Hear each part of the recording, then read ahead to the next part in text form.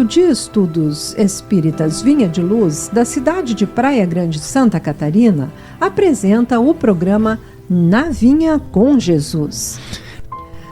Nesta primeira obra escolhida, abordaremos o livro Vinha de Luz, psicografado por Francisco Cândido Xavier pelo Espírito Emmanuel. Neste programa abordaremos o capítulo 25, Apliquemo-nos. E os nossos aprendam também a aplicar-se às boas obras nas coisas necessárias para que não sejam infrutuosos. Paulo, Tito, capítulo 3, versículo 14. Bom, meus amigos, a expressão apliquemo-nos é uma forma verbal conjugada do verbo aplicar-se, que significa dedicar-se com afinco, esforçar-se ou empenhar-se em algo.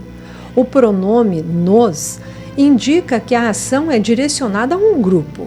Assim, apliquemo-nos significa dediquemo-nos ou esforcemo-nos em conjunto. Paulo de Tarso enfatiza a importância de se dedicar às boas ações para que não nos tornemos estéreis, infrutíferos, inúteis. As muitas reencarnações são, por isso mesmo, oportunidades para nos aprimorarmos em todos os sentidos.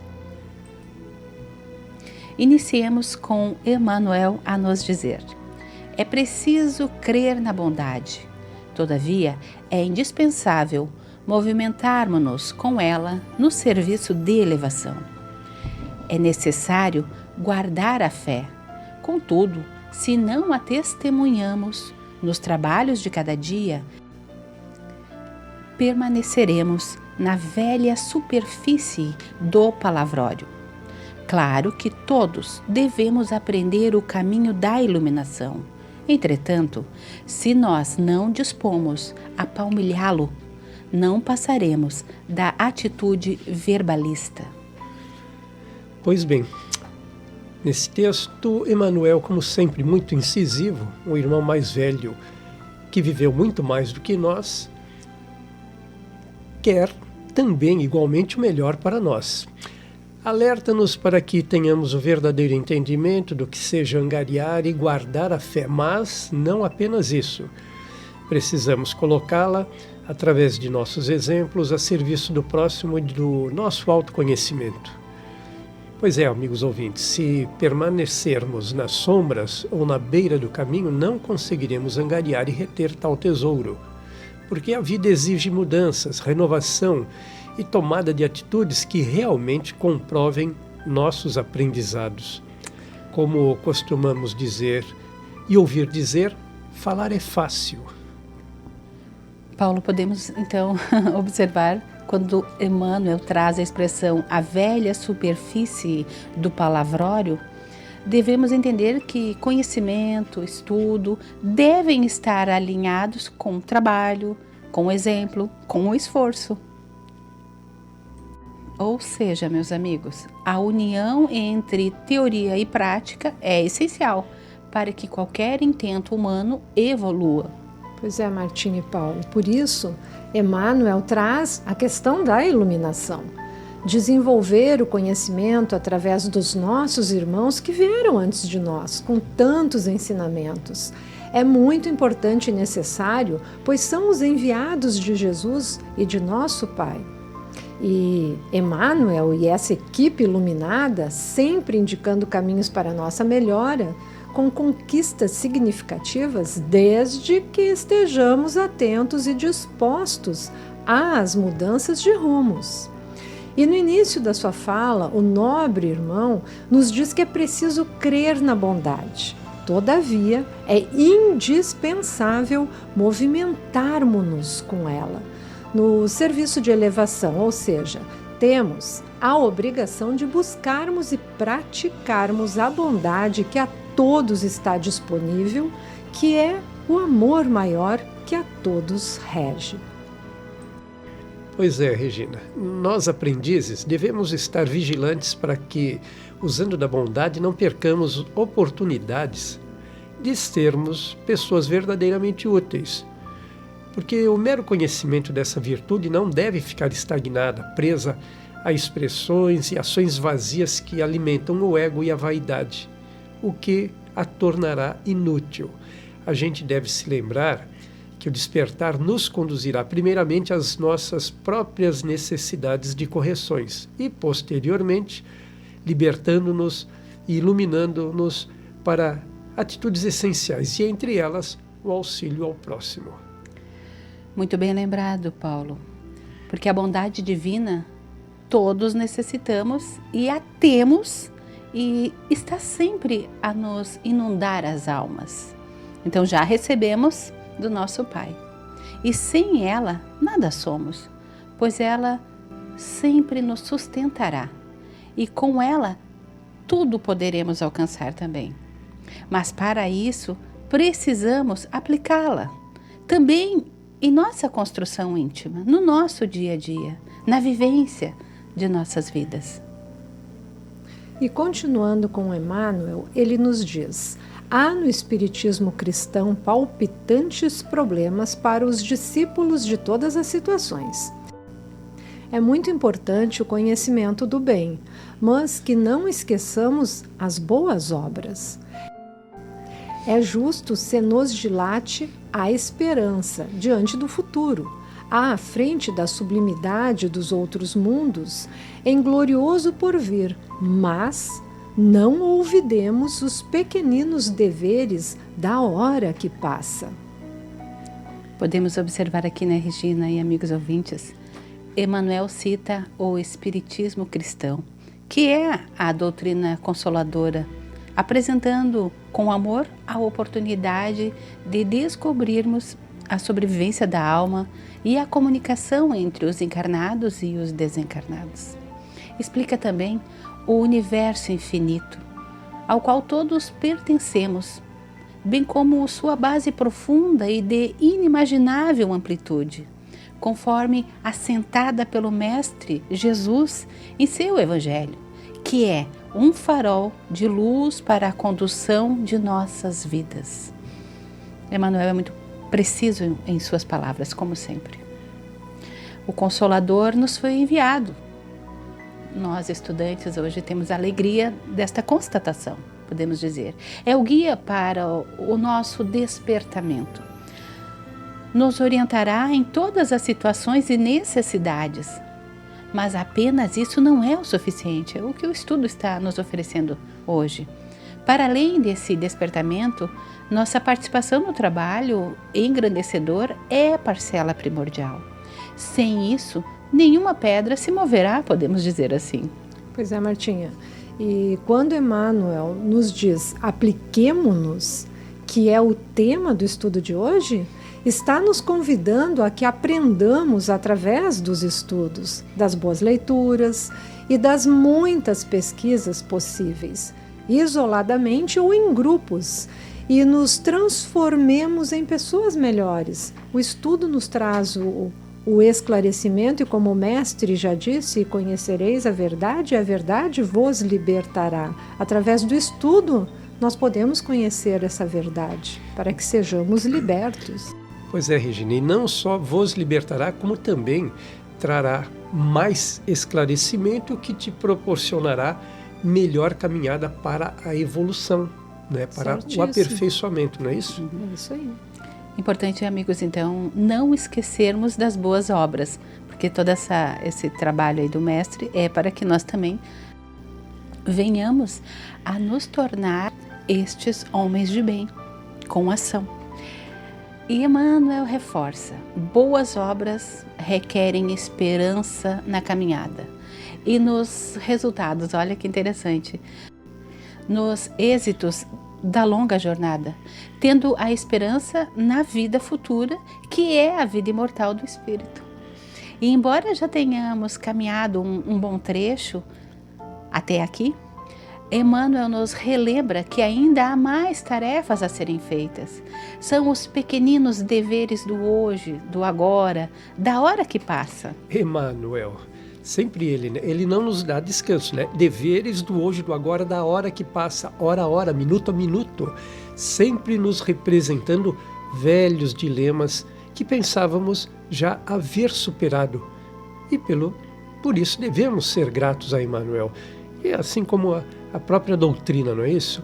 Conforme também Jesus nos alerta, orai e principalmente vigiai, para que não venhamos a reincidir no erro, muitas vezes apenas aparente e desavisadamente vencido. Gostaria de contribuir aqui, pegando essa fala tua, Paulo, para que não venhamos a reincidir no erro. Para que não aconteça isso, devemos então vigiar e orar, porque eu cito o vigiar primeiro, né? Mas na verdade, quando a gente ora pedindo ao Pai ajuda, esse vigiar vem através dessa ajuda do Pai. Então, isso é no nosso dia a dia, como já foi citado por próprio Emmanuel, né? A hora é agora.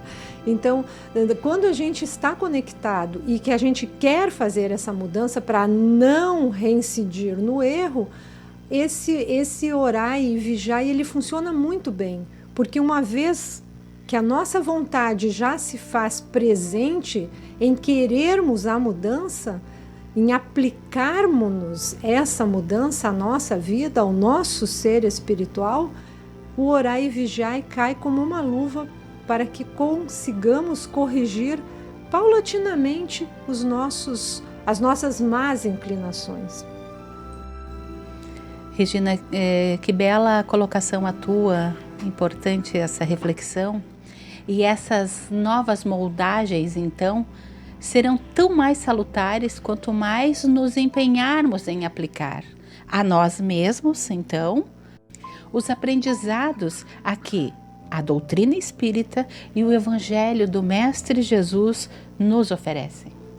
Pois é, amigos ouvintes, eu quero contribuir um pouco mais com esse estudo de hoje, porque me recordei de certos trechos da prece de São Francisco de Assis. Por exemplo, quando deixo passar o instante crucial em que um irmão pede socorro e eu deixo de atendê-lo por também eu ter muitos problemas a resolver.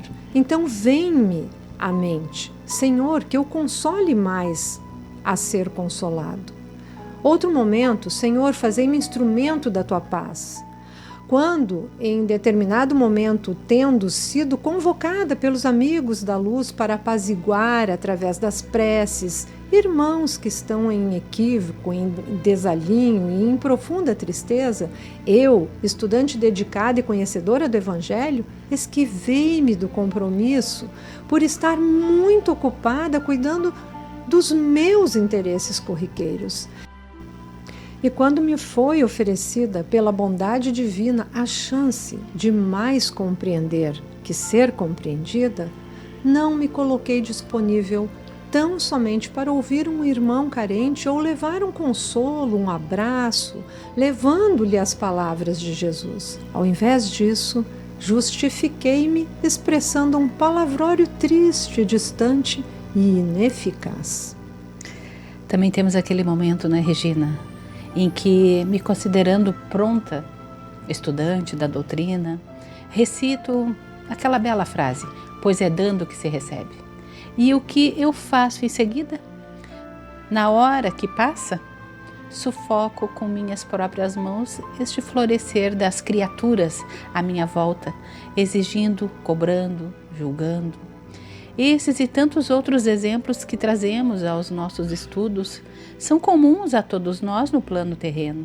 No entanto, meus amigos, podendo observá-los à distância, como se fôssemos outra pessoa a observar a nós próprios, veríamos inúmeras chances desperdiçadas de nos autoiluminarmos, com vistas para um amanhã mais harmonioso e feliz. Pois é, né, Martinha, Paulo e amigos ouvintes aqui do programa Na Vinha com Jesus, nós temos que realmente entender que nós temos que olhar as questões por um outro prisma, né? Porque quando Francisco de Assis disse que é dando que se recebe, a gente tem que entender que nós temos que servir, que nós temos que trabalhar, né? É muito bonito e é muito útil o estudo, mas o estudo sem obras não vai nos melhorar, não vamos nos elevar. Sabemos que não existe saltos grandiosos na nossa evolução, mas cada degrau que a gente conseguir subir já é uma grande conquista. Então, eu tenho que estudar, eu tenho que ter o conhecimento, e eu vou usar aqui novamente a frase, né, do livro Renúncia, eu tenho que ter o conhecimento, eu tenho que meditar esse conhecimento, eu tenho que senti-lo, mas depois de tudo isso eu tenho que vivenciá-lo, eu tenho que colocar em prática. Então, quando vem um amigo me pedir ajuda, eu tenho que estender o braço. Não basta apenas só na hora do estudo eu ser tocada pela fala. Este toque ele tem que permanecer na minha vida, nas minhas atitudes e nas minhas ações para com o próximo. Apliquemo-nos então, Regina e Paulo.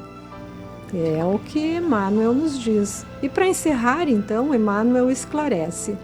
De outro modo, seríamos legiões de servidores incapazes de trabalhar, belas figuras na vitrina das ideias sem qualquer valor na vida prática. A natureza costuma apresentar lindas árvores que se cobrem de flores e jamais frutificam. O céu, por vezes, mostra nuvens que prometem chuva e se desfazem sem qualquer benefício à terra sedenta. As escolas religiosas igualmente revelam um grande número de demonstrações dessa ordem. São os crentes promissores e infrutuosos, que a todos iludem pelo aspecto brilhante. Dia virá, porém, no qual se certificarão de que é sempre melhor fazer para ensinar depois que ensinar sempre sem fazer nunca. Pois bem, apliquemo-nos. Apliquemo-nos porque recursos todos temos. E estes recursos frutificaram primeiro no individual, no íntimo, no silêncio das multidões, longe de aplausos, parabéns e agradecimentos.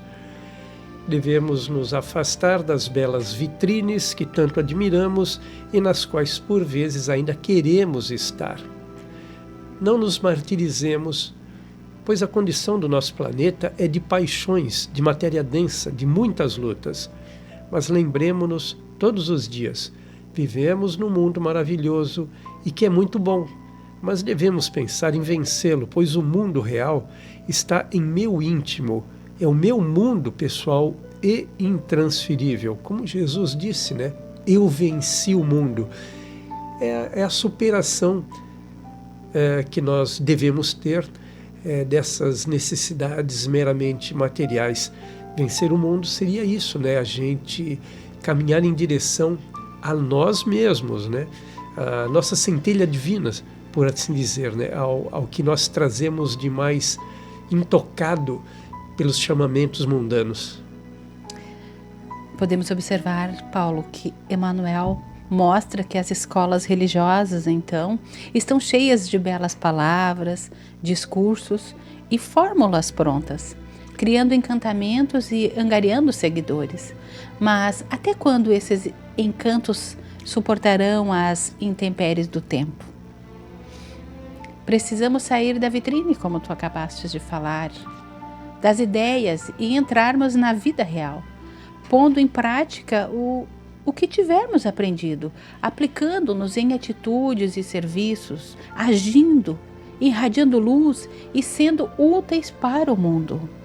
Martinha, por isso Emmanuel nos alerta para que muito do que observamos não passa de brilhos, aqueles brilhos que enfeitiçam os olhos e que criam sensações tão somente infrutíferas e de belezas fugazes. Então, não devemos perder tempo, meus amigos, com distrações multicoloridas. Há muito cinza no mundo e cada dia, cada momento, nos mostra que devemos fazer o que esteja ao nosso alcance, dentro de nossas melhores capacidades, agindo com disposição e confiança para auxiliar o nosso próximo. E persistindo nesse intento, promovendo mudanças significativas em nossas vidas, seremos os promovedores de paz e de crescimento mútuo, onde os amigos do plano superior poderão aproveitar a luz que começa a brilhar em nós, para nós e para os nossos semelhantes. Eu aproveito a oportunidade para contribuir ainda mais com os amigos, trazendo aqui o Divaldo Pereira Franco, pela psicografia de Joana de Ângeles no livro Desperte e Seja Feliz, nos oferecendo esta linda passagem para estimular nossa força com fé e determinação, iluminando o nosso caminho e dos nossos irmãos. Nos diz Joana: os metais que não experimentam a fornalha ardente não podem ser modelados, adquirindo valiosas formas para se tornarem úteis. As gemas preciosas que não recebem lapidação permanecem brutas e sem aplicação. O barro, para adquirir resistência na modelagem e manter a forma, necessita de cozimento cuidadoso. Joana ainda diz mais: o bloco de mármore ou de granito, para revelar a estátua que se lhe encontre no interior, recebe os golpes do martelo e do cinzel com resignação. Também o espírito, para desvelar o anjo que lhe dorme no imo, não prescinde de instrumentos de lapidação, do calor, do sofrimento, das asperezas provacionais. Porque a terra é um mundo transitório, também efêmeras são as suas dores e alegrias, que deves trabalhá-las para se transformarem em júbilos eternos. Então, Joana quer nos dizer que muitas das dores que nós passamos aqui nos são essenciais, né? Essenciais para que consigamos, então, como o bloco de mármore, transformarmos-nos em uma obra de arte bela, aquela obra que o Pai designou quando nos criou.